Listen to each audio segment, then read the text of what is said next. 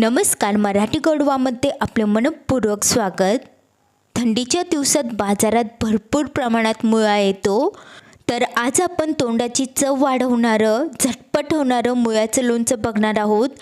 हे लोणचं बनवायला सोपं आहे आणि खूप चविष्ट लागतं। भरपूर लोकांना मुळा खाणे आवडत नाही, पण याप्रमाणे याचं लोणचं तुम्ही एकदा बनवून खाल्लं तर नेहमीच अशा प्रकारेच तुम्ही हे लोणचं बनवाल। चला तर बनवूया झटपट होणारं मुळ्याचं लोणचं। यासाठी 2 मुळा घेतले आहे। मुळ्यांना स्वच्छ धुवून पुसून घेतलं आहे। आता याचं पुढचं व मागचं टोक अशा प्रकारे काढून घेऊया। हे लोणचं बनवण्यासाठी ताजा मुळा घ्यायचा आहे, म्हणजे चविष्ट लोणचं बनतं। तर दोन्ही याचे पुढचं व मागचं टोक काढून घेतलं आहे। आता याचे सालपट काढून घेऊया। थंडीच्या दिवसात मुळा खाणे खूप आरोग्यदायी ठरते, कारण की हे आपल्या डोळ्यांसाठी, केसांसाठी, त्वचेसाठी खूप चांगलं असतं। तर अशा प्रकारे याचे सालपट मी काढून घेत आहे। बऱ्याच जणांना मुळ्याची चव आवडत नाही, त्यामुळे मुळा खाणे ते टाळतात, पण तुम्ही जर ह्या प्रकारे लोणचं बनवून बघितलं तर इतकं चविष्ट बनतं आणि हे समजतही नाही की ते मुळ्याचं लोणचं आहे। आता दोन्ही मुळ्यांचे सालपट काढून घेतले आहे। एक किसणी घेतली आहे, त्याने अशा प्रकारे याला किसून घेऊया। मी याला किसून घेत आहे।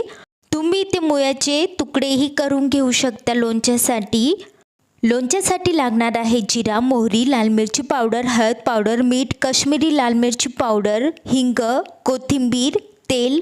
एका पातेल्यामध्ये 4 चमचे तेल घेतलं आहे। आता हे गरम करण्यासाठी ठेवलं आहे। तेल गरम झालं की यामध्ये टाकूया पाव चमचा मोहरी, पाव चमचा जिरं, हिंग टाकूया थोडंसं। फोडणी चांगली आली आहे। आता गॅस बंद करूया व याला खाली उतरून थंड करून घेऊया। फोडणी चांगली थंड झाली आहे। आता यामध्ये टाकूया किसलेला मुळा।